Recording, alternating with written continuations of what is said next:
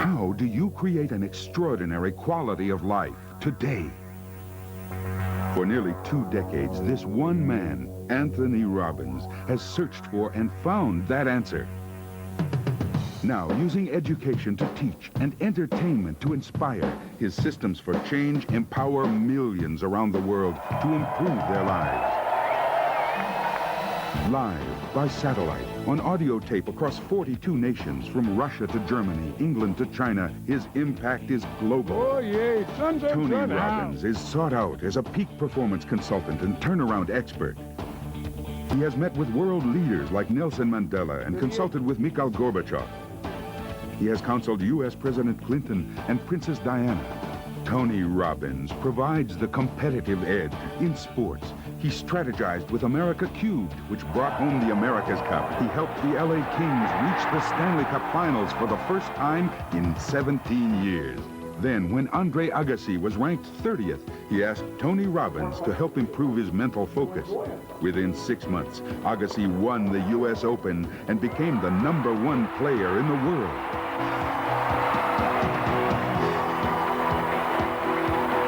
Tony Robbins has worked with people from every walk of life, from the most challenged to the most successful. From people like Quincy Jones, Pamela Lee, Bill Farley, and executives from Fortune 500 companies. From the very famous to the very special. Now, Tony Robbins can be your personal coach with his 30-day personal power system. Learn how to master your emotions. I'm happier today than I've ever been before in my life. Your physical health. I've maintained a 78-pound weight loss for 2 years. Your relationships. I'm so much in love. Your finances. From 0 in sales to $7 million in revenue. And balance your life. He's saying, here's the door, here's the key, go for it. Personal Power is the #1 best-selling personal achievement system of all time, with over 25 million educational cassettes sold. Coming up, we'll travel to the big island of Hawaii, where each year more than 1,000 people from 42 nations attend his most exclusive event, Mastery University, to learn a tool you can use to immediately improve any area of your life. Welcome to Anthony Robbins' Life Management Systems. Now let's join Tony at his beautiful island resort in Fiji. Hi, I'm Tony Robbins, and welcome to our Fijian island resort, Namale. It's a paradise here, and we're about to go on a journey together that'll include some time here in Fiji, some time in Hawaii at my Mastery University, and maybe a couple other places where I can share with you just a couple of tools that can help you increase the quality of your life. In just 45 minutes, we can't obviously give you a whole seminar because one little section is 3 or 4 hours, but I want to give you a little appetizer or two of some tools that can help you to, one, increase the quality of your communication. Because my personal belief is it doesn't matter what your goals are, your desires, ultimately your ability to achieve them and to be happy and to be fulfilled comes down to communication. And we all communicate well when we're in an unstressed state. But when we get stressed, we start developing patterns that stop us. So I want to make sure that in order to have that quality of life where you can really manage your life effectively, you learn just a couple of tools in that area. Secondly, if we're going to manage our life and really learn life management systems, we have to know our priorities. So we're going to do a little goal-setting workshop. And you may have begun a part of that if you've already gone through the audio tapes of Personal Power, which I hope you've done, because that's ideal to go through before you go through this videotape. But if you haven't, you can do it here with me on the videotape together. And I can tell you that this little process is something that's totally changed my life and an amazing number of other people. In fact, sometimes when you begin a process, you wonder, oh, is this really going to make any difference? You know, it seems so simple. But I can tell you that simple things, little things, aren't little at all if they are significant, if they're things that can shape our lives, if they can change the way we think, the way we believe, the way we act, and therefore what we experience in our lives. And that's what we're going to share with you on this tape. So again, you'll get a little peek of many different things, but I hope you'll take the time to not only watch passively, but to actively do some of the exercises. Because I can make a tape that just looks really fine, but instead I want to do something that you actually do. It's kind of like a live video workbook. So don't sit passively, do something, follow through, and I can promise you some amazing results, especially if you've really gone through Personal Power now for the 30 days. I can give you an idea. In the last week, I get to hear stories every day from people that have used Personal Power and made huge changes, or used portions of it even. In the last week, I had the privilege of visiting with a man who I met about a year ago, right after the President's State of the Union address. I kind of stayed in the background till a little after midnight, and then I decided to walk up the steps of the Capitol and stand there where the President is inaugurated and just see what it felt like up there for the person who was really making a difference in our country. And in the middle of the night, I see this man running up these stairs saying, "Are you Anthony Robbins?" And I said, "Yes." And he reached up and he grabbed my hand and he shook it. And he said, "My name is Bobby Rush." He said, "You know something? I'm a congressman today because of you." I said, "You're kidding." And he said, "No." And he shared with me how he went through personal power and he changed some of his most limiting beliefs. And he said at the time, he said he knew it was valuable, but he had no idea the cumulative effect that it was going to happen for him, that he started developing a new momentum. He set some brand new goals. He made some tough decisions. He broke through what would stop him, and now he's doing something that he really loves. And by the way, he said, by the way, I was an ex-Black Panther. Talk about a little change. Simultaneously this last week, I had the privilege of spending some time that reminded me of my goal-setting workshop. This workshop you're going through, I did for myself for the first time years ago in Russia, back in 1982. And a couple days ago, I got a chance to see how the world has changed by visiting with the president of the past Soviet Union, Mr. Gorbachev, and flying with him on my private plane for 4 hours. Talk about chills, thinking about what can happen by using these tools. And we started talking about what changed the world. And the interesting thing that he shared with me is he said, the breakthrough, what took us from a place where we had 70,000 nuclear missiles pointing at each other, where people are constantly worrying if we're going to die or not, someone's going to push a button, people are practicing duck and cover. What wiped that out, what ended the Cold War, was two people communicating. He said, what broke it all down is I knew Americans were beasts and you knew we were horrible. He said, but Ronald Reagan and I developed a relationship. And I tried to dig. I said, when did it happen? He said, well, at our first meeting in Geneva. And I said, well, what really did that? What was the first trigger of trust? He said, well, you know, we were both on our side of the fence, you know, arguing for our side. And at one point, he said, Ronald Reagan reached out to me and he said, listen, this is not working. Let me start fresh. My name's Ron. And he said, he reached out to shake my hand and said, may I call you Mikhail? And when he told me the story of this huge grin on his face, and I began to listen for 4 hours to all the tools that basically you're going to learn on this tape about quality communication and how it changes our lives, our businesses, our relationships, and literally how it changes the world. I'll give you one final example. Now, all I'm trying to do is not to impress you, but to impress upon you that if you'll follow through and do this, some miracles can happen. And I'm giving you some famous names because hopefully that'll grab your attention and you'll think this is real. I tell you about John Smith, you might not listen. But I'll give you one more. Michael Crichton, the writer. I was speaking with him earlier this week as well, and he said, I want to tell you, one late night I was frustrated. People have been calling me saying, how's it going? Which he said really means, where's our work? Where's the screenplay? And he said, I just didn't have any momentum. And he said, I watched this show and I thought, what the heck, I'll try this. And he got the personal power tapes, he said, and he listened. He said, I did the whole thing, all the way through. And he said, I knew that was important. I got this brand new momentum and this new passion, this new energy. And he said, as a result of that, he said, I started writing again. And everybody said my idea was stupid, that it had been done before, it was a waste of time. He said, but I got the thing done. And in the goal-setting workshop you're about to do in a few minutes, he said, I designed what I was going to get out of that, even how much money I'd earn off this particular screenplay. And he said, I wrote down a number that was so unrealistic. It was a number that I'd never gotten before. And he said, you know what? I sold it for exactly the amount I said that I wanted. He said, so I really owe you some thanks. And I said, well, what screenplay was it? What book was it?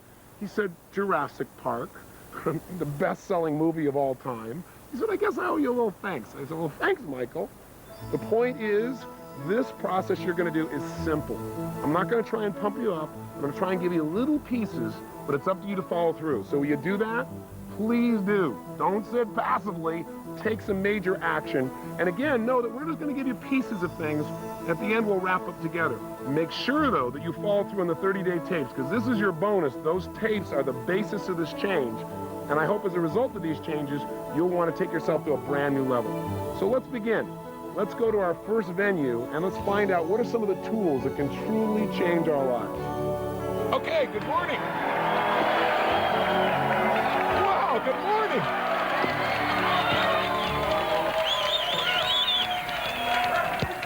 Another day, a lousy day in paradise, right?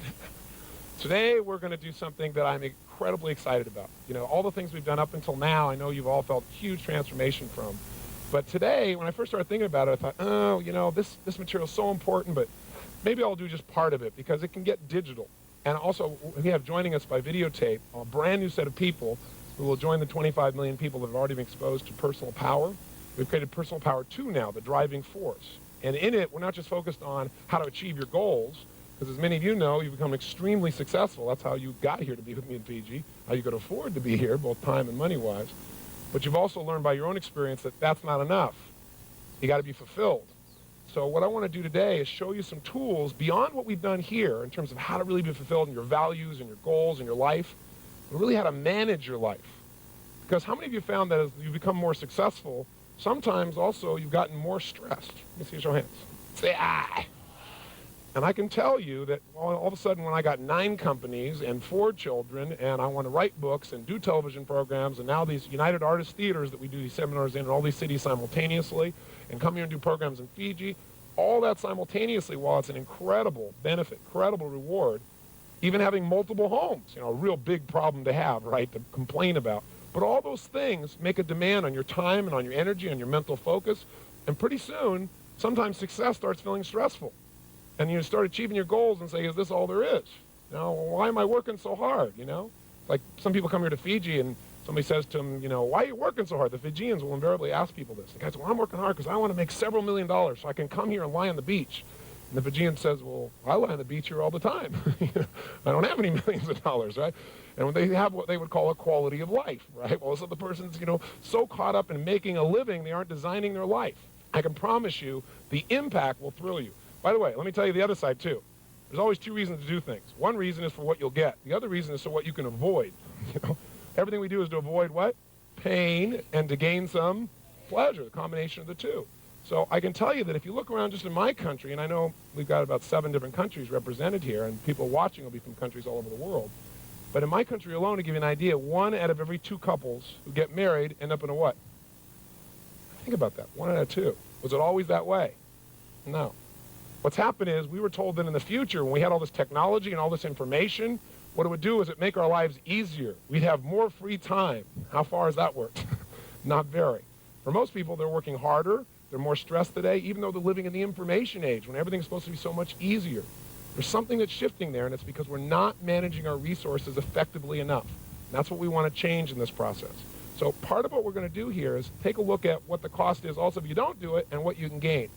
We in our country, to give you an idea, in America also have a situation we got 60 to 70% of the people who are overweight, depending on whose poll you read. Now, how is that possible? Only one way, not managing the resources of your emotional state, of the way you eat food, of the way you move, and it costs you the quality of your life. We have 15%, or 15 million people, I should say, that every year in the United States are diagnosed as clinically depressed. 15 million. Now, how could that be? Not managing the resources of your mind, your body, so you really feel good day to day. You can feel good day to day, you certainly have, but you've learned tools to do that on how to manage your state. You know, you got a situation in America where you have 5% of the world's population in the United States. We consume 50% of the world's cocaine. Think about that. All this says to me is one big giant frame. People don't know how to manage their resources. They don't know how to manage their state. They're living in a state of immense stress. This session is going to show you how to eliminate the vast majority, not all, but the vast majority of unnecessary stress in your life and put a heck of a lot more pleasure than you ever thought of before. But I think before we start, maybe what would be nice to do, since we have these people joining us by video, is let's give them a big welcome from everybody here in Fiji, from, I guess, 7 different countries. Give them a big hand here. Let's welcome them here with us.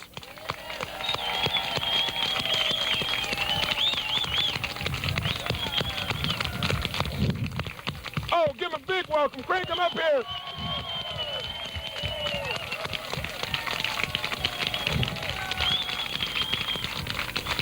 So, now, for these people watching the video, or the individual watching the video, probably thinking, this group is crazy. They're all hyped up. They're all motivated. You know, what is this? They may just be watching this video for the first time. So I know most of you got here because some time ago, some of you years ago, some of you months ago, you were up real late one night. You bought a set of tapes. It's called Personal Power. And they've had a big impact on your life. That's why you came here to Fiji, to expand it to another level and became part of Mastery University. If you were trying to tell a friend what this has meant to you, somebody who's like, oh, will this really work? I just got started. I don't know if it's going to make a difference. And it might help somebody as they're listening to think, yeah, I'm going to listen a little bit closer if I know it really works. Who here would share with them just a few seconds of what it's meant to your life? Back here, why don't you go all the way back in the corner? Yes, Donna. Can I hand her this microphone, please? Give her a hand, it's Donna. Well, I'm Donna Ringo. I'm from Louisville, Kentucky. I'm here with my husband, Bill, which I would have never imagined in a million years that this would have ever happened. So I want to thank you, Tony, but it all started by thinking I had everything I had ever wanted. We had always done dreams. We'd always done goals, written them down. I had a business that I had started and grew from a one-woman office to 15 employees and sold it for over $1 million. And I thought I had everything I ever wanted. And I woke up one night with nightmares, crying because I was so unhappy. Just because you think you get what you want, it may not be what you really need and what you're destined to do. And I went out and watched the television. I was clicking through and I ordered the tapes. And the greatest thing I ever did was listen to those tapes for every single day. I didn't miss a day. I broke appointments so I could listen to Tony's tapes. And it has changed my life completely. I was always happy. Everybody liked me, I thought, or whatever, but I didn't connect totally with people. And I have lost 54 pounds. I have about 50 to go. I have about 50 more to go, but those are going to come off too. I've made some incredible friends that I just dearly love. And we've started another business. I got out of that other deal. It was I'd get the money over 5 years if I stayed and helped manage, and I just said, the money's not important, and I left a lot of money on the table. And started another business, and we're making more money with 3 people than we did with 15, which I like. And, Life management there, boy. Absolutely. And not only in the process have we always made a lot of money, but we never made it stick. And last year we invested over $50,000 thanks to Tony's techniques. So, and our relationship was always great, but I have to tell you, this week it's gone to a new level. Thank you. Thank you. It all started with a taste. Thank you, Tony. I noticed Bill took a bow when you said that. You know, it's easy sometimes, you know, when you're around something so much, take a little bit of it for granted, especially yourself, and how much progress you've made. It's kind of like your children, you know. People come to me and say, boy, Josh has sure grown. I go, yeah, he sure has, sort of, you know. But now that my son's at Switzerland going to school, he comes back 3 months later, he's a giant, you know, because I have some contrast. I'm not around it as it's growing incrementally. I get to see the full impact. So you might want to think about a little bit today, and those of you on tape, how far have you really come? Even though you may have some challenges in your life, how far have you come? And most of you are doing so much better than you give yourself credit for, and most of you here are starting to give yourself a bit more credit, I notice, because you're smiling a lot more. Now, so today is life management systems. Question, what does everybody want? If we're going to manage things, we've got to manage them to get a result. So what does everybody want? Tell me. They want peace. What do they want? Yes. Balance. Yes. A fulfilling journey. I would say that what most people want, if you listen to people in the 60s, they'd say to change the world. What was it in the 70s? To take care of me, right? This is if you believe the media anyway. The media said the 70s was the me generation. Everybody was into the narcissistic approach. In the 80s, what was it supposed to be, if you believe the generalization? Money, right? It got to become successful. And in the 90s, the new catchword is quality of life. But no one seems to be able to define it. Quality of life. Well, I have more free time. Well, how many of you in this room, and I'm sure you must know people, if not yourself, have had free time and not been happy? Anybody had that experience? So sometimes what happens is people achieve their goals, as she just got done saying, achieve your goals and you're still not fulfilled, you're still not happy. So if that happens, you don't have a quality of life. You know, everybody has the illusion that someday when I have more money, someday when I have more time, someday when I have a better home, someday when my family is finally grown up, my kids make it out of school, some days when I get my kids into school, someday when this happens, then I'll have a quality life. But quality life only comes from one thing, fulfillment. And those of you watching here a few days ago, if you were on tape 5, you listened to the goal-setting workshop. We all did a goal-setting workshop yesterday intensely. By the way, was that valuable for you? Did you enjoy it? Yes. Okay? So goals are one thing, though, but goals are a vehicle towards getting yourself to meet these 6 human needs that we talked about on tape number 7. This whole idea, the 6 human needs, and how to make sure that whatever you're doing, you don't just do something that makes you feel good for the moment. You do something that makes you feel fulfilled long term. So if you and I are going to really have an extraordinary quality of life, how would we measure that? Would it be by cars, homes, a certain amount of financial success, maybe doing well in your career? I have to tell you, I've had the privilege now of being with people from about 43 nations of the world. And throughout that time, I've worked with the most, quote, successful people in the world and those that are most challenged. And what I find is the common denominator of success or failure ultimately is fulfillment. There are a lot of people out there that have everything on their side and they're frustrated. And there are a lot of people that have every challenge you can imagine. They're excited about the passion of their life, trying to figure out how to make it work. I think ultimately a quality life is a life where you experience the emotions that you want on a regular basis. You know, I had the privilege of meeting Sir John Templeton and talking with him and interviewing him. And so he's a gentleman who's made an amazing difference in the world. He's also been very successful in business. He's a billionaire, probably one of the most successful investors for the last 50 years around the world. And when you ask Sir John, what does it take to be, quote, wealthy? John turned to me and said, Tony, it takes one thing, gratitude. I said, that's interesting. He said, yeah, because it doesn't matter how much money you have in your life or anything else. If you're not grateful, you're not rich. I think that's really true way beyond the money, right? It's about all the areas of our life. So ultimately, what I really hope that personal power will do for you by your taking advantage of these tools is show you how to live in a place where you feel the joy, the excitement, the passion, the love, the connection, all the emotions that you really want in life, and spend a lot less time in that frustration or that overwhelm or resentment or anger or anything else that used to dominate maybe your life or people that you care about. Because think about it. If we don't manage the ultimate resource of our emotion, where does our life go? We can be brilliant. We can have great ideas, great desires, but we're not going to follow through. We're not going to go start a new business unless we can generate the emotion that gives us drive. We're certainly not going to be in a position where we stay close to the people around us. Have you ever, for example, been in a frustrated state of mind and then snapped at one of your children and had nothing to do with them whatsoever? Felt bad about it maybe afterwards? Or maybe you've been in a place where you misinterpreted someone's intent. You thought they had some secondary approach or gain of doing something with you, and they just really cared. But you're in such an angry state, you kind of filtered it wrong. I don't know if you've ever done that, but I've been guilty of both those things in the past. And I don't want to be guilty of it in the future. And there's a way to create change. Now, I'm assuming, first of all, that you already know two of those ways because you've already done those personal power tapes, right? You're not supposed to be watching this video unless you first do those tapes. But just in case you didn't, I'll give you a little review. 2 skills that immediately change the quality of our life by changing our emotions. And by the way, out of our emotions come all of our behaviors. If you're on a roll, if you're in a peak state, if you're feeling passionate, you will follow through. On the other hand, if you're feeling passive and quiet and tired, you're not going to follow through. So the ability to change your state in a moment is the secret to not only peak performance, but a quality life. So how do we do that when we're constantly in a world where we're being interrupted? Like, we may hear some airplanes here. You might have to bear in mind with me. We have to both manage our states here. But the way you do it is 2 ways. And by the way, I'll show you these 2 ways real quick, remind you.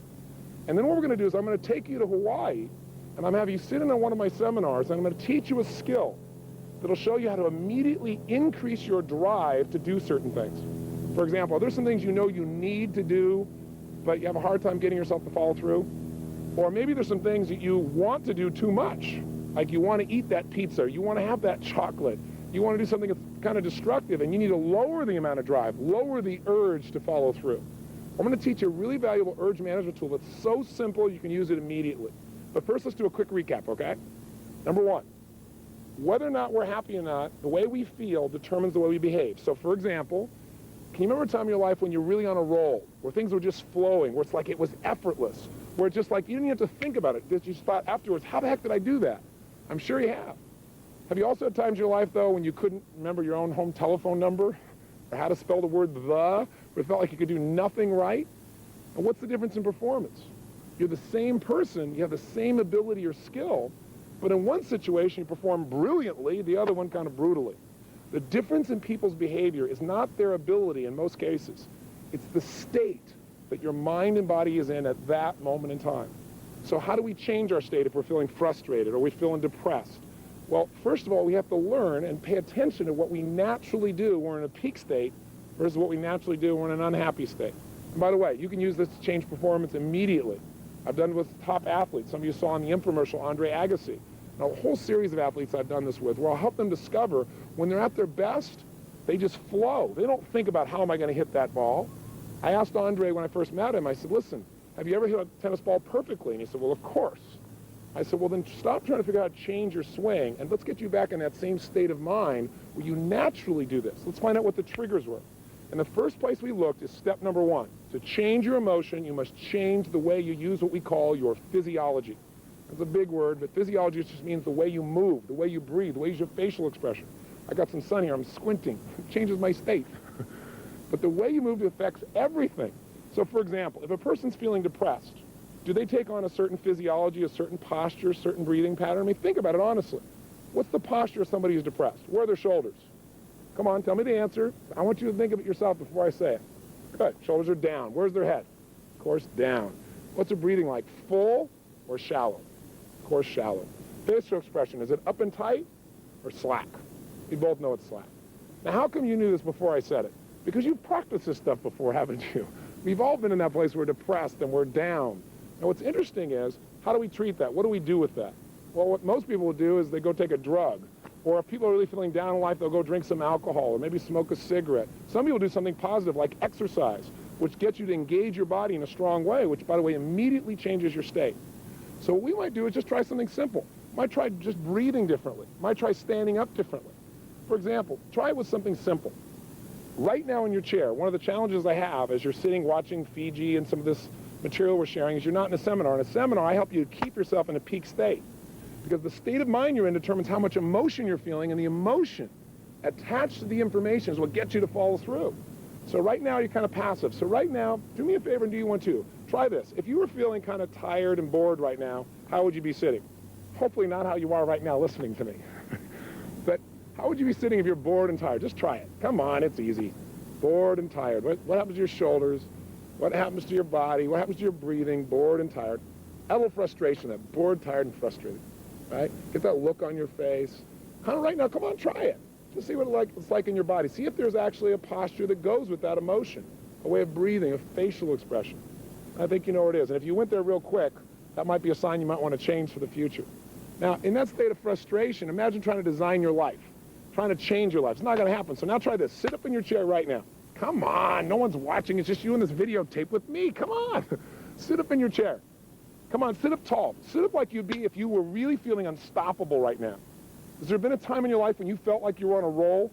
Like, man, nothing you tried would be stopped, that you'd find a way to turn it around? Sit up in your chair that way. Breathe the way you'd be breathing if right now you felt really good. Put the kind of smile on your face like you have, you feel really excited. Now, I know this sounds third grade. Oh, yeah, what a pump up. Sit up, and that's going to really change my life. But the truth is, if you look at your life and you were to write down all the emotions you experienced in the week, both good and bad, each of those emotions has tied to it a certain way of using your body. And if you keep using your body that way over and over again, you'll keep feeling that way. So make yourself breathe and feel good. Sit up like you are ready to make something happen right now. If you're in a state of certainty you were going to achieve what you wanted, how would you be sitting up? What would be the look on your face if you were totally determined right now? Make a little gesture. What kind of gesture would you make if you felt determined right now? Come on, just try it. If you make that gesture really strong like you mean it, how does it feel? Just kind of feel what that feels like in your body. In this state of mind, are you likely to do things differently than when you're in that passive state? You and I both know the answer to that question. But the secret is to train yourself to stay in this state so it becomes natural. It's kind of like, how do you build a muscle? I want to build a strong bicep, I may lift weights. And when I lift weights, I don't just exercise. If I want this muscle to grow, I got to condition it by pushing beyond what I'm comfortable with. So if you're just watching me right now and going, who is this idiot telling me to do all this stuff? It's okay, but it won't give you a change. So you got to really exercise it, and you got to do something you're not comfortable with. And if I'm doing 10 curls with a weight, which one of those 10 do you think I want to do the least? Obviously number 10. Which one will give me the most growth? Number 11. Right? When you push beyond your comfort zone, that's when you create a change for yourself. So now, what we're hearing in the background is another airplane. This tends to change our state because it affects state number 2, which I'll wait for it to go by for. The second thing that affects our state is what we focus on. What you and I focus on, moment to moment, radically changes the way we feel. So as that thing goes by, if you focus on the sound of the plane, which would be the natural thing to do, it's going to change your state. But I'll give you a better example. If you're in a position where you want to condition yourself to feel good, you got to control what you consistently focus on and how you consistently use your body. So for example, if you wanted to feel bad right now, I bet you could pull it off. Do you have any memories from your past, some horrible memory that if you thought about it in detail and really focused on it, you'd feel really lousy all over again? You got an experience like that? Some people say, heck, I got zillions of them. I got a menu of experiences. Other people tell me, why go back to my past? My present is crappy enough. Some people are not satisfied with that. They think of things that haven't even happened yet, and they focus on them. Horrible things that haven't even occurred and feel bad about them in advance. You don't want to fall into that trap. So both of these become habits, by the way. People come to me all the time and they say, I don't know what it is. I don't know what it is, Mr. Robbins. I just feel down all the time. Why do you think I feel so down? Well, part of it is, look at their body. Part of it is what do they constantly focus on, how things haven't worked out, how they can't turn it around, and their body's in a lousy place. Pretty obvious. Other people say, I don't know what it is, I feel so up all the time. What do you think is I feel so up all the time? And it's pretty obvious. But we forget the fundamentals, don't we? We turn, most of us, we don't like the way we feel, to alcohol again, or cigarettes, or smoking, or sleeping, or we go watch TV to change our focus, to take us off what we're focusing on that makes us feel bad and make us focus on something else that maybe feels okay for the moment. Or you go shopping, or you change the way you're moving, you feel pretty good, and you focus on something else. But none of those give you a long-term benefit. In fact, some of them have some negative side effects. So wouldn't it be nice to be able to change your state that fast, just by a radical change in the way you use your body, or by a quick change in focus? And by the way, people come to me all the time and say, I don't know what it is, Mr. Robbins, but I'm really angry all the time. They make these horrible looks on their faces. I said, well, maybe we should start with your face, because we get in a habit of using our body in a certain way, and that's it. It takes off and starts to control us, and you want to break out of that. In fact, there's research that's done now with monkeys that I personally don't support, but you should be aware of it. They'll take a monkey, tape down 4 of his fingers. They'll take one finger, and they'll manually bend it back and forth, over and over again, manually. After doing this for thousands and thousands of times, an interesting thing occurs. Each time you bend this finger of the monkey, metaphorically, imagine that to do this, the monkey has to make connection in the brain between one nerve cell, a neuron, and another, just as a metaphor. Imagine for this to happen, you have to draw a string of connection between those 2 neurons, those 2 nerve cells in the brain. Well, once you got 1 string, 2 you got 2. Thousands of times, the monkey is now wired to do this. So much so that now you can open the monkey's fingers, and guess what the monkey does for no good reason? Over and over again. You go, so what? I'm not a monkey. What's the point? Well, the point is this. Do you ever go to work the same way each day? Maybe get on the same on-ramp each day? Do you have a kind of a ritual like that? Have you ever had a day where you're actually supposed to go in a different direction, but you're not thinking or on your cellular phone, and what do? You get right on that on-ramp the same way? You're a monkey. What you're doing is you've conditioned yourself so much that it's like hypnosis. You just automatically go into it. Well, can we condition ourselves to feel frustrated over and over again by going into that same physiology, that same set of movements? You bet. Can you condition yourself to feel depressed? You bet. Can you also condition yourself to feel absolutely euphoric, where that is your natural emotional pump? And I'm not talking about just being motivated. I'm talking about really, truly feeling that way day to day, where the natural feeling for you is to be strong and to be focused and to be determined and to be happy. The answer is absolutely. Now, that's one aspect, is physiology. Let's look at focus a little bit. You might say, okay, Tony, I know I've got to focus on what works. Are you saying just be a positive thinker? I don't believe in positive thinking. I don't believe in going to your garden and saying, there's no weeds, there's no weeds, there's no weeds. That's not going to, don't take your garden. That's not going to help you. You got to be able to focus on how it really is, but not make it worse than it is. You then got to see it how you want it. And then you got to focus on how am I going to make it the way I want it. And I'll tell you how you control your focus. It's not through affirmations, I'm happy, I'm happy, I'm happy, I'm happy. I'm really happy, I really am. With that physiology, no matter what you say, you're not going to feel happy. But what it really is coming down to asking yourself better questions. You see, every moment while you're listening to me right now, every moment in your life, you're, quote, thinking. Thinking is nothing but the process of asking and answering questions. Here's the problem. Most of us ask questions unconsciously. And ask and you shall what? Receive. So if you ask lousy questions like, why does this always happen to me? Well, it may not always happen to you, but your brain is like the ultimate computer. If you ask it a question, it's got to come up with an answer. It's got to make one up. So if you say, why does this always happen to me? Your brain goes to, you're a schmuck. Or some people say things like, how come I can never lose weight? And your brain goes, because you're a pig. You ask a lousy question, what are you going to get? A lousy answer. A better question might be, how could I lose weight now and enjoy the process? Because if you say, how can I lose weight now? Your brain will just go on a diet, and you go, I don't want to go through that again. But if you say, how can I lose weight now and enjoy the process? Your focus goes to not only achieving, but enjoying the process. You might say, I've always wanted to ride horses. Maybe I'll take horseback riding lessons. I won't even be thinking about it and also lose weight.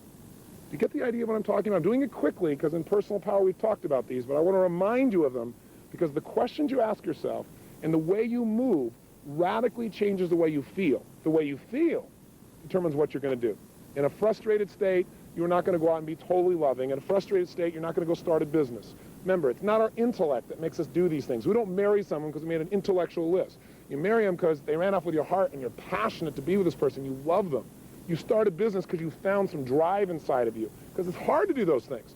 But the rewards are in who we become as a person as we live in these states, and they are habits. So you might want to take my little test. You might want to take a few minutes, stop this videotape, and actually write down a list of all the emotions you experience in a week.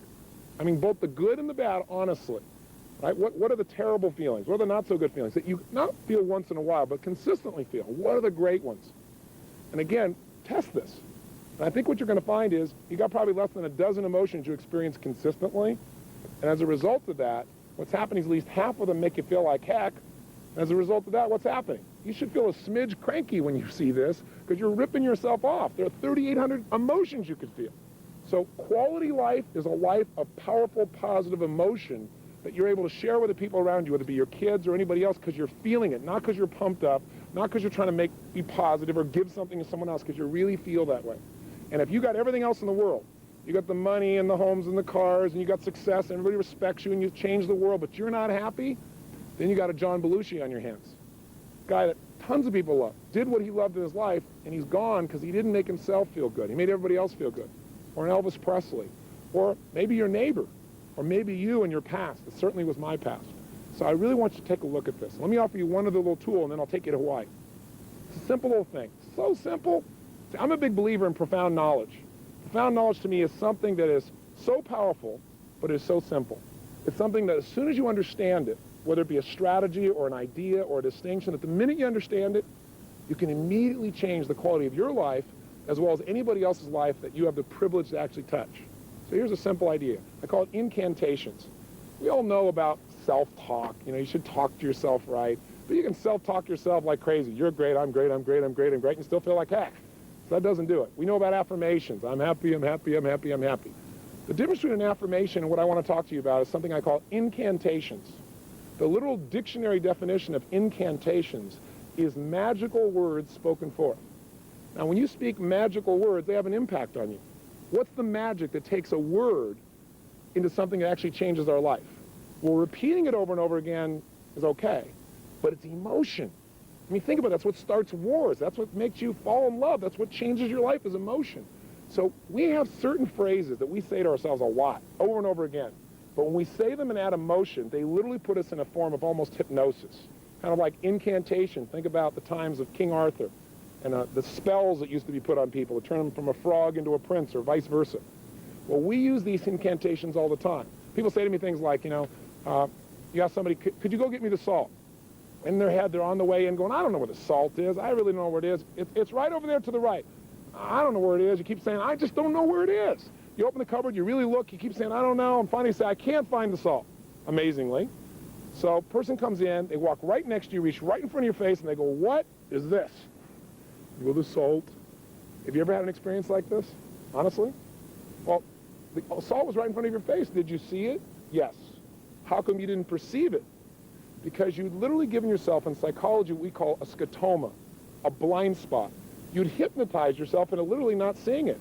Now, we do this with our lives all the time. People say, I just can't do this. I just can't get myself to follow through. I can't get myself to follow through. I just can't. Why do you think I can't get myself to follow through? Well, it might have to do with what you say 20 times a day with all the emotional intensity you can possibly generate that's creating this challenge. You got to notice that. Or, I love chocolate. I just love it so much. I can never give it up. Now, teach me how to give it up. Well, nothing's going to change you if you keep giving your brain and your body a direct command through incantations. And by the way, you can use incantations to enhance your life. What if when you're running, you're saying, I'm a lean, mean running machine? Or every day and every way I'm getting better and better. An old affirmation from an old book from years ago that most of us know, but do you use it? See, my whole thing in life is, so much stuff that makes a difference in life is simple. We know it. But the difference in life is knowing doesn't change your life. Doing does. Lots of people know what to do, but they don't do what they know. So what I want to do right now is have you just think about, put yourself in a strong state. Sit up in your chair. Don't be sitting passively anymore in here, because that's the challenge. You're not in my seminar. My seminar, I'd move you. Because the last part of emotion, I should mention, is conditioning. Just like those monkeys, what makes them go is repetition. Here's what they found out when they did this training of their fingers. If they take down the fingers and they move this finger, but while they're doing it, they create a tremendous amount of emotion in the animal. And the way they do that is they stimulate the pleasure center of the brain in this monkey while this is happening. Pleasure, while it's happening. Pleasure, while it's happening. Pretty soon, guess what? It doesn't take thousands of times. A dozen or two times, and the monkey does this constantly. Advertisers know this. How the heck do you think they run all these commercials? Commercials have very little to do with what the product really is. In a beer commercial, do you get reality? Do you get a big guy with a nice beer belly grabbing his buddy by the head, pounding him, going, love you, little buddy? I don't think so. What you get instead is some really sexy, attractive woman or man who's drinking this beer looking wonderful, as if that had anything to do with the beer. See, the reality is it all comes down to attaching emotion to what it is you want. Every advertiser knows that. What you want to learn to do is advertise in your own brain to condition yourself to follow through. And the first way to do that is right now being in upstate. And by the way, if you see some video of our university, you see people having a great time, look like they're at a rock and roll concert or at a top sporting event or they're celebrating, it's not about pump up. It's about putting yourself in the state where you will learn and remember. That's what it's really about. So here's the tool I want you to learn. Really simple. We're going to show you a tool I call an urge management tool. It'll show you how to take something, for example, that you don't want to do and get yourself to love doing it, really love doing it. I'll also show you a tool if there's something you love to do that's not good for you, how to change it. And it's all done with some simple questions. So let's go to Hawaii, and let's give you a little idea what it looks like, and then I'll demonstrate it for you with a real person, and I think you'll laugh and hopefully learn as well. I'll see you in a few moments.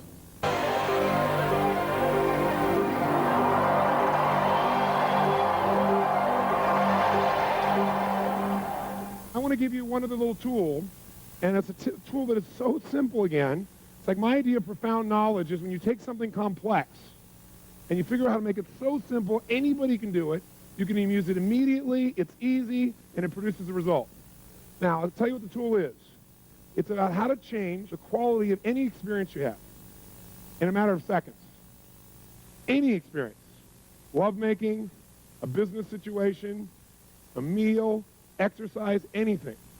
And the tool I'm going to talk to you about is called the quality quantifier.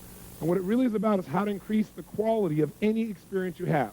I developed this tool because people have used like the personal power product, for example, around the world and made major changes in their weight. For example, how many of you use that product to lose some weight? Let me see your hands.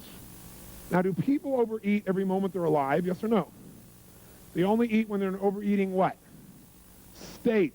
When you get in that state, you lose all your consciousness about what to eat, about how to eat, about how much to eat. It's gone because you're in a state of such urgency. And when people are trying to make their life better, they have to be able to do it by being conscious. But what happens when the urgency rises, your consciousness disappears, and all of a sudden you lose all of your faculties. So I started thinking, have I ever been in a state where I felt like I had to eat, but then something broke the pattern, and I forgot about it for a while? How many of you had that experience? You thought you were starved, something broke your pattern, and you lost the urge. It's not that you can't manage your behavior, it's that you're not managing your urges. Because if the moment of the urges, you took something to take control of it, you could have changed it all. So in order to do that, I was at a friend's house, and I was thinking, okay, how do I help people manage those urges? There's so many tools. I want to create something so simple anybody can do it. I thought, there's certain levels of urges. They have different levels. Some urges, you feel driven. Some urges, you feel like no matter what, you're going to have it right now. Like how many of you have ever broken some of your own health rules because you got in such an urge state? Okay? But other times, like you could have that food you think you're normally addicted to, it's sitting there in front of you and you don't even care. Have you had that experience too? And not because you were full, just because you weren't into it. So I said, well, let's quantify that. There's a quality of experience, there's a quality of our state where we follow through, where we follow through a little, where we don't follow through at all, and where literally no one can make us follow through, make us eat it. And everyone has this capability. It's all a matter of manipulating our focus, our perception, the meaning we attach to things. So I was at this friend's house, and they had some banana bread sitting on their coffee table. And I looked at the banana bread, and I asked this lady there, who I know, I said, what's your level of desire for that banana bread right now on a scale from 0 to 10? She looked at it and went, maybe a 4. I said, well, what would it take to make it a 7? She said, what do you mean? I said, to make it where, right now 4, whatever that is, you've now quantified where you are. What would it take to have the desire move up to 7? Not 10, but 7, where you really start to really want it. She said, well, I thought about it being hot. I said, what about 8? She said, if I thought it was hot, and it just come out of like the oven, and I thought about its smells, and I could actually feel the chewiness in my mouth. You can see her start to go into state. Her eyes got like this, start doing the banana. She's looking at the banana bread like this. Like she's going to swoop in for it now, right? I said, what would it take it to 10? She goes, if you put chocolate on it. I said, okay, whoa, hold back now.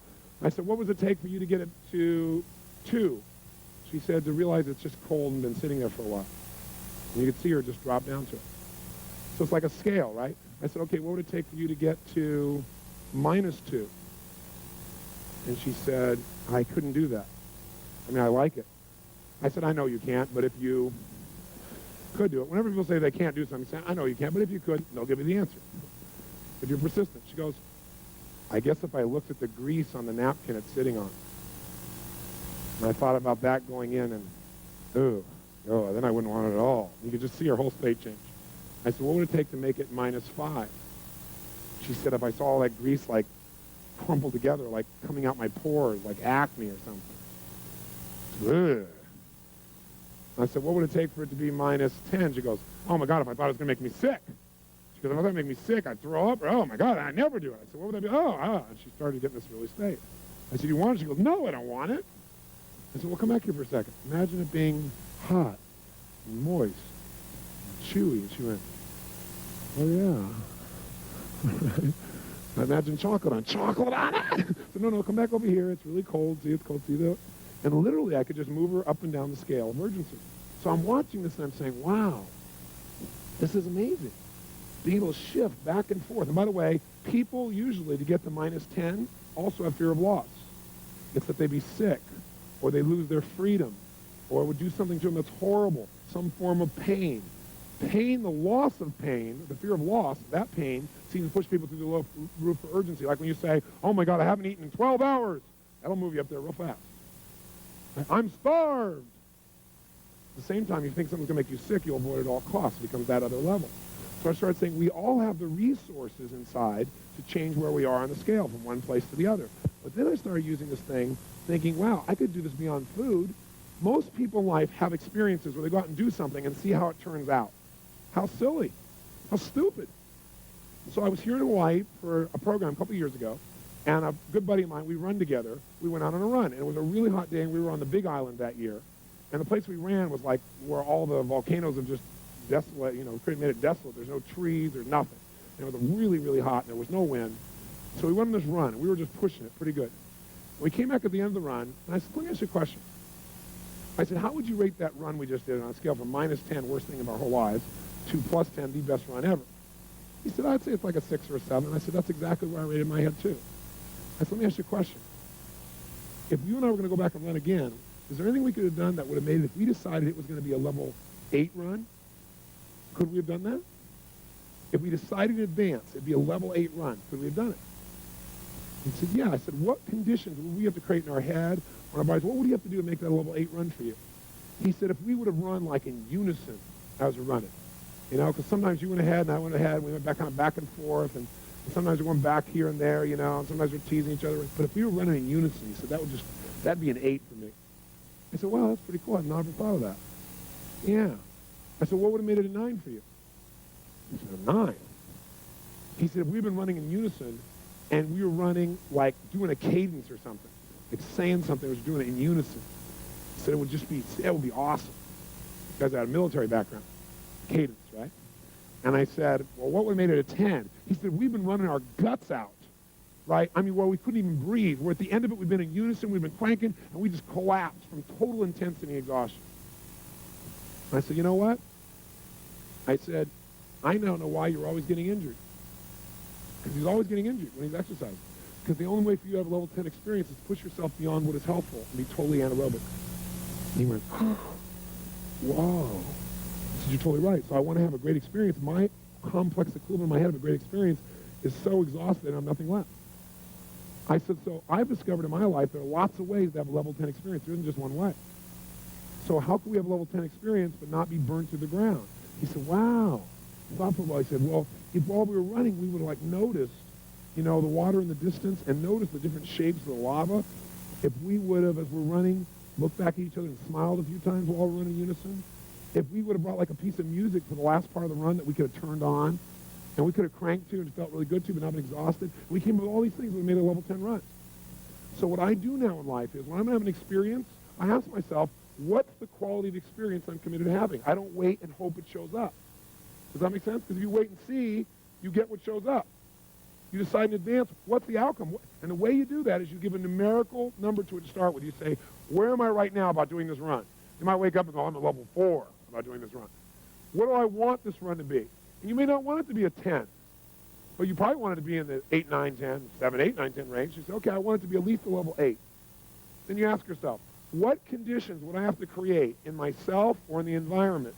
What would I need to do to meet more of my 6 human needs, in essence? Does that make sense? So what would I have to do? What would I have to notice? What would I have to appreciate? What would I have to do with myself? What would I have to think? What would I have to focus on in order for this to be a higher level experience for me? And what happens is you then set yourself up for victory. And I came back after this run. I was so juiced because, like I said, now I can have a great run whenever I want. I can just decide to, figure out the conditions, make it happen. We all have this illusion that life makes us feel a certain way rather than we create the conditions within ourselves that generate our life. So false. So what you want to do is see where are you, step 1, 0 to 10. Step 2, how do you want to feel?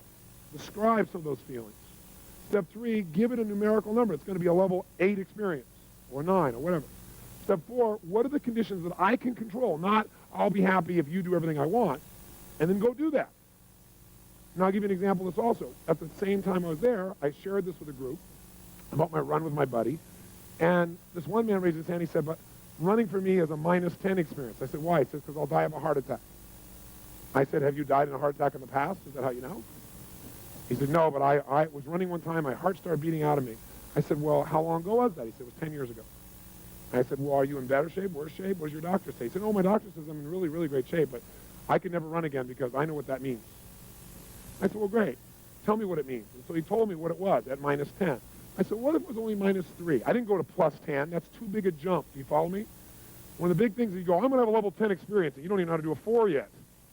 So you got to go from, like, wherever you are at 1 or 2 and go to 4, and then go to 6, and then go to 8, and move your way up. I didn't take him to 10. I said, now, as long as you know you're healthy, and you're running in a way that does not tax your heart, you're being totally aerobic, you're going to walk if necessary, you're wearing a heart monitor the whole time. I said, could you do that? He said, yes. He was looking forward to it. He came back the next day. I said, what was your level of run? He said, I got to tell you, it didn't work. Everybody looked, and he said, I had a level 16 run. So I want to show you how to do this in a kind of a fun way. Let's take pizza. I think that'll be an easy example. It's a fun example. Who here is absolutely, totally, completely addicted to pizza? You could swallow 2 or 3 of them right now. I mean, nothing can stop you from pizza. That's how much you want it. A total addiction to pizza. If you have that addiction, stand up so I can see it. All right, hold it. All right, how about this gentleman right here? Come on down, sir. Give him a hand. Come on down. This is Bill. Give him a hand. It's Bill.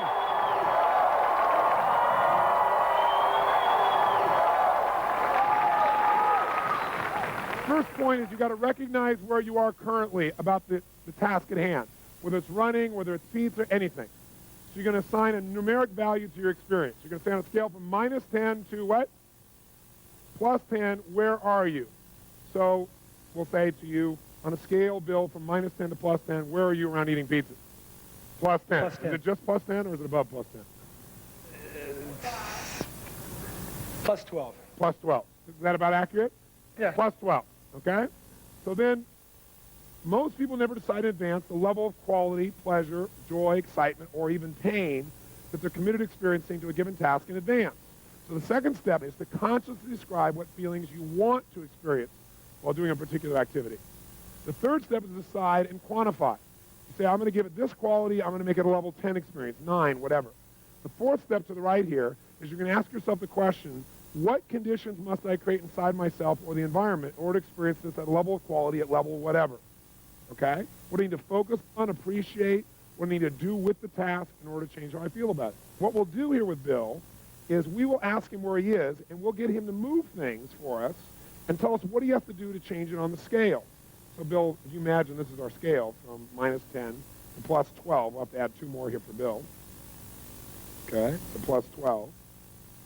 What I'm going to do is I'm going to put the pizza in front of him, and he'll describe for us a little bit what are some of the qualities that he needs. So, Bill, here is a pizza, sausage pizza. Well, first off, I don't eat sausage or pepperoni. You don't eat sausage or pepperoni. I love fish. the cheese and the other aspects of pizza. Cheese pizza.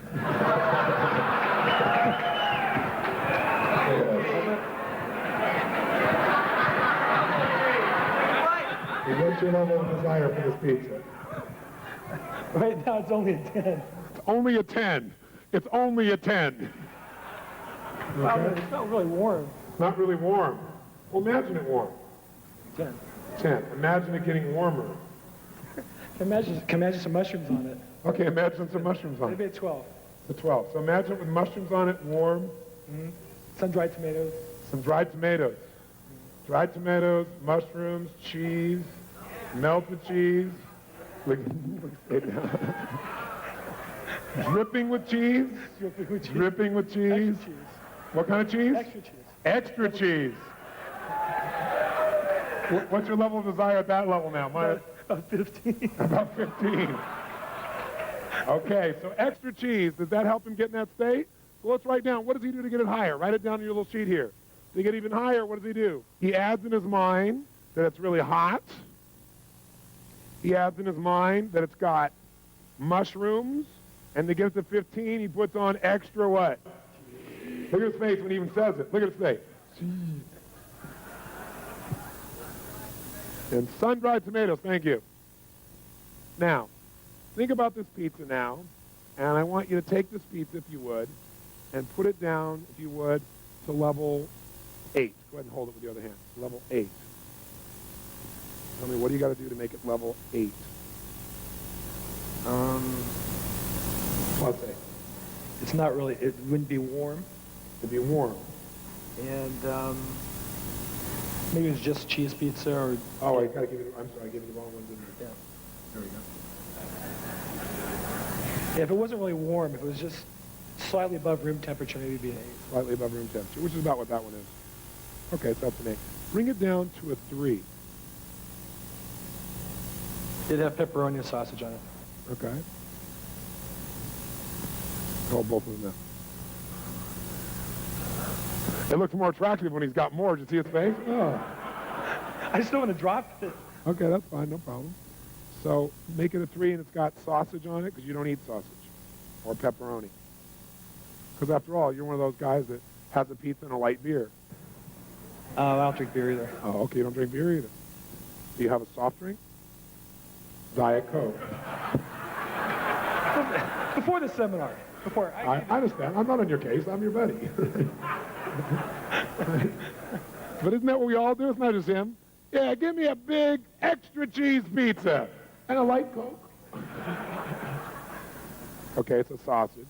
Make it a 0. Where you should be noticing is not just what he says. Do you see the change in his head? Do you see the change in his breathing? His facial expressions? Is he in the same state? Yes or no? Is he even close? Where is it now, 0 to 10? 0. So 0 is it's been sitting out for an hour. Make it -3. It's pepperoni and sausage, and it's been sitting out for an hour, and the grease is kind of coming out of the meat. The grease is coming out of the meat. Can you picture that? Mm-hmm. Can you see that? Yeah. Yeah. And what if it was a cheese pizza, but it's still -3? And it had also mushrooms on it, and it also had extra cheese, but it's still -3. And it even had tomatoes, sun-dried tomatoes, but it's -3. How do you do that? It's been sitting out for a while, How long? a couple hours. How do you know when you look at it? It's kind of glazed over. I guess the sugars come out from the cheese on top. It's kind of glazed over, maybe hard. Getting hard, the sugar is glazed over on top. Anything else that makes it a -3? Well, that'd be it. Okay, make it a -7.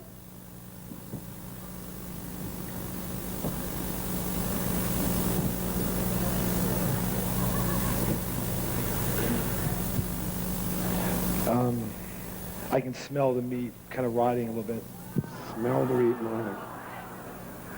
Smell the meat rotting a little bit. Where is it now?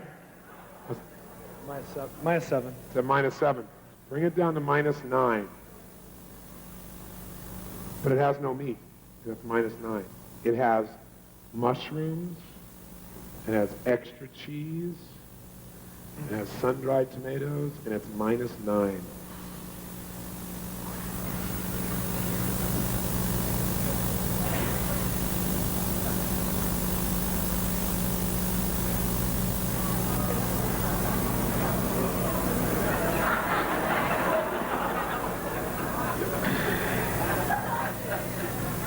I'm kind of fighting the urge because I'd be smelling the rancid smell of cheese in my stomach. Okay, go ahead and do that. Well, I don't want to throw up here. But I mean, I would get that urge. You'll get the urge, but I won't let you throw up.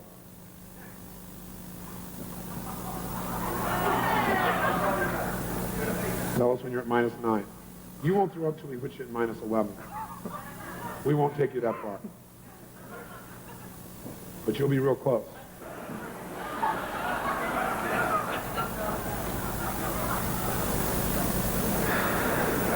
Tell us where you are now. -8. -8. Take it to -9.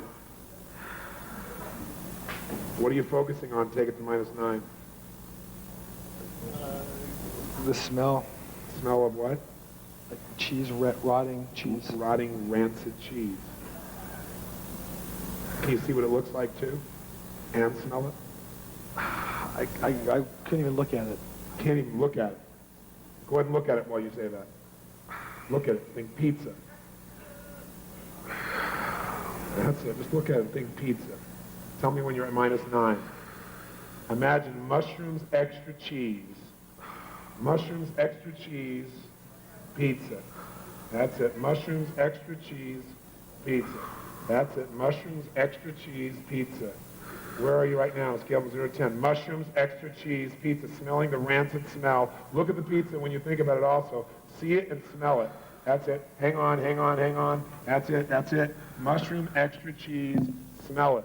Smell the rancid smell. That's it. Smell the rancid smell. That's it. Smell it.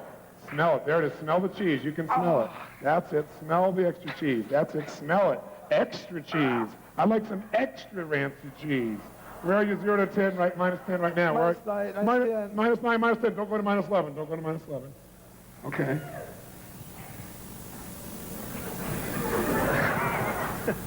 You want some? No, I don't want anything.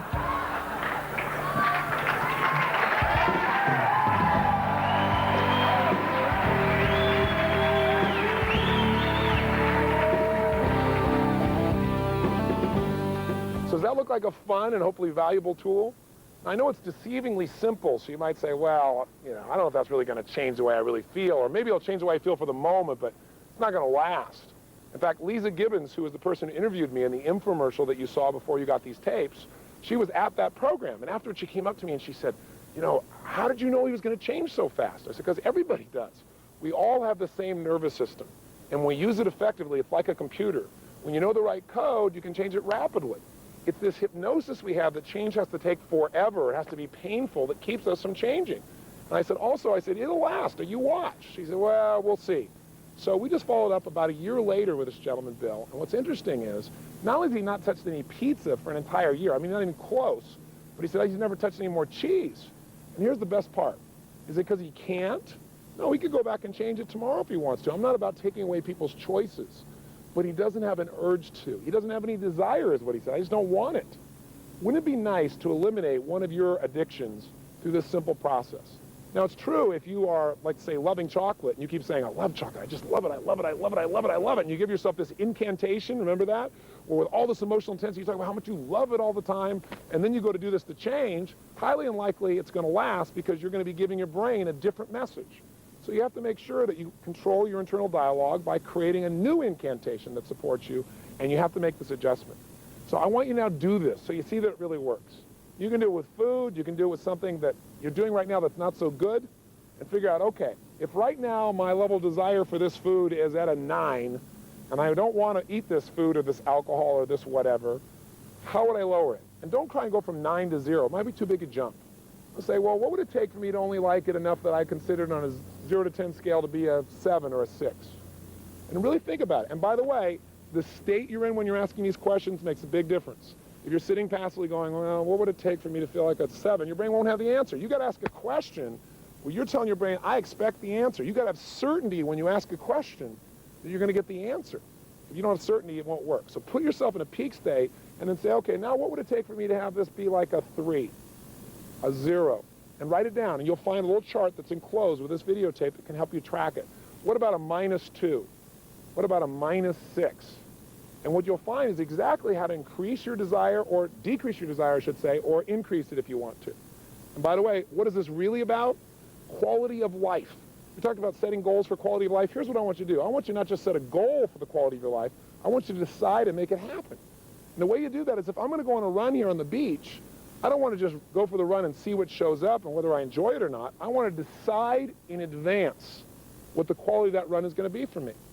So if you want to take something that already feels okay, or you're not inspired to do, and you want to increase its intensity of enjoyment, you've got to say, okay, where am I right now about going on this run on the beach? 0 to 10. Well, I'm about a 6.5 or 7. Okay, well, what would it take for me to be at an 8.5? I don't know. As soon as you say, I don't know, say, I know I don't, but if I did, what would it be? Kind of change your state, you'll get the answer if you keep asking. So you're going to say, well, if I were to notice what a beautiful day it is, well, what would bring it to a 9? Well, maybe if I brought some music with me, or if I listened to one of those Tony Robbins tapes, or something better, right? Something that puts you in a good state, so maybe I feel like I'm learning while I'm running.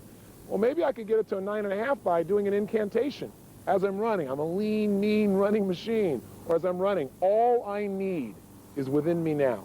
All I need is within me now. All I need is within me now, with tremendous energy and emotion. Right? If you do that over and over again, how's that going to feel? You know? All I need is an airplane to go away so I can finish this tape. Whatever it is, you want to be saying it again and again while you're running, so you're literally programming yourself. That might bring you to a 9.5. Maybe you go run with a friend, that brings it to a 10.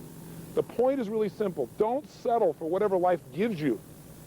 You determine the quality of your life. And the way you do it is ask this question. If I'm at level 7 now, what conditions? First of all, what's the level I want to have? Maybe you don't want a level 10 run. Maybe I want it to be a 9 or an 8. What conditions must I create inside myself for that to be a level 9 run? What conditions? What do I have to notice? What do I need to appreciate? What do I need to believe or experience in order to really do that? What do I need to add to the experience? What do I need to think about? What do I need to listen to? And if you'll ask that question, you'll get the answer. So I know I've dumped a lot on you in this tiny little tape and kind of jumped you all over the world here, but my goal here is really to get you to do the 30-day tapes. I'm not, in this little videotape, going to get you to follow through all these things, but those tapes will allow you to do a little bit each day where it's not invasive on your life. And if you'll just do the little exercise at the end of it for 30 days, I promise you, radical changes. There's a reason why there's 25 million of these tapes out there and so many people from every walk of life that have gotten results. Because it's a way of conditioning and creating lasting change.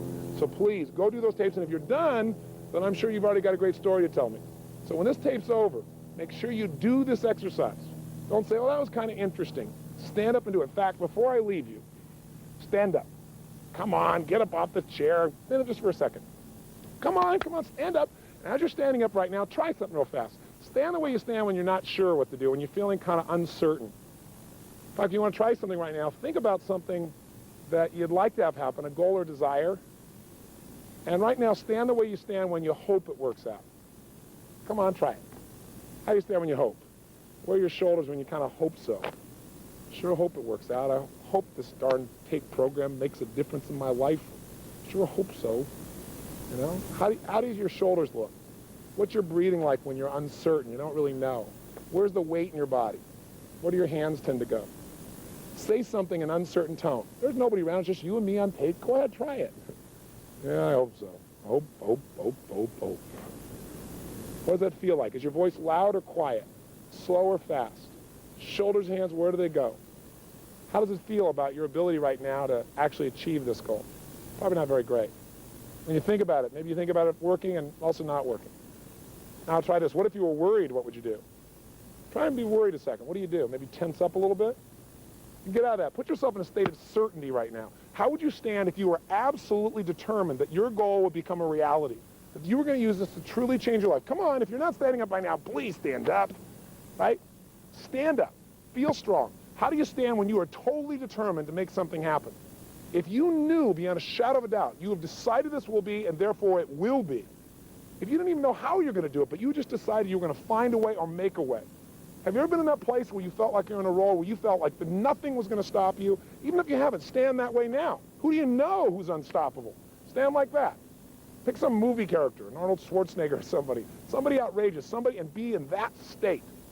Because remember, when you change your posture, when you change your breathing, most importantly, when you change the way you move, emotion is created by motion. The tempo at which you say something will change you. So right now out loud, in a state of certainty, say anything out loud about your goal. I will achieve it. I will make this happen. Whatever you want to say, but try it right now. And that state of certainty, do it now. Come on. And that state of certainty, right now, feel how good that feels. And in that state, I'd like to ask you to take some action. And the action is, do this exercise immediately. So either pick something you want to lower your emotion for, or pick something you want to enjoy more and change it right now. When you go turn this off, take action.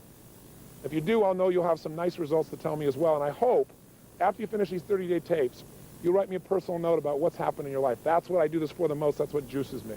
I'd love to hear the story of your success and your enjoyment. And also, I hope I get a chance to see you in person. I gave you a $100 discount to come to one of my seminars because I hope you'll come take advantage of that. There's nothing like being in the environment where you get personal live coaching to get something done. And if you join me at Master University, you won't just get mine, but you have people like Norman Schwarzkopf teaching you leadership, and people like Peter Lynch, who's taught in the past for us finance, and people like John Gray to show you how to make your relationships work. So if you're interested in that, please look in the back of your book or call us with the number at the end of the show. But I just want to say to you that I hope this is not the end but the beginning of our relationship. But regardless, what I wish for you the most is a quality of life that is extraordinary. And that's done by you deciding to make it that way and using the God-given talents that you and I already have. So create an extraordinary life, enjoy yourself, take care of yourself and your family, make a difference in the world, and most importantly, live with passion. God bless. I hope to see you soon.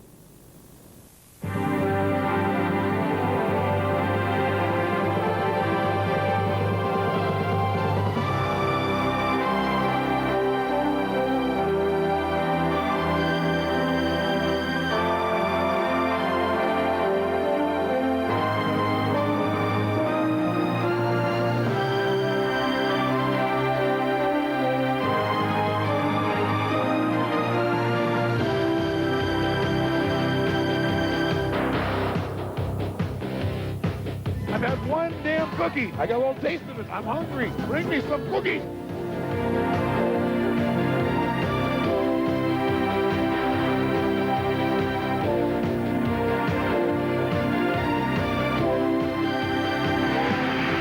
You want to make God laugh?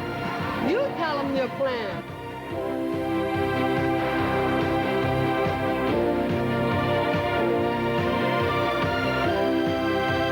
I know for me sometimes, if my wife's going to carry this around, and I'm carrying this around, sometimes I'll say, well, since you're carrying that around anyway, put the wallet in it.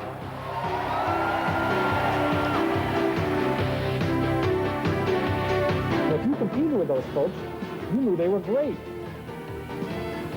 You should have bought the hell out of that stuff.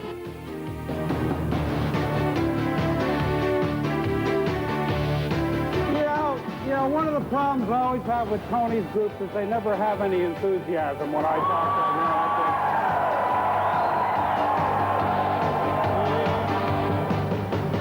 to them. Well, dear, I think you should do what you think is best.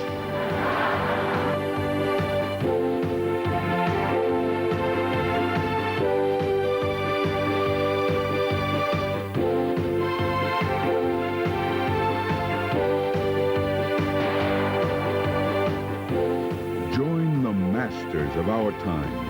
Perfect the life of your dreams. Anthony Robbins, Mastery University.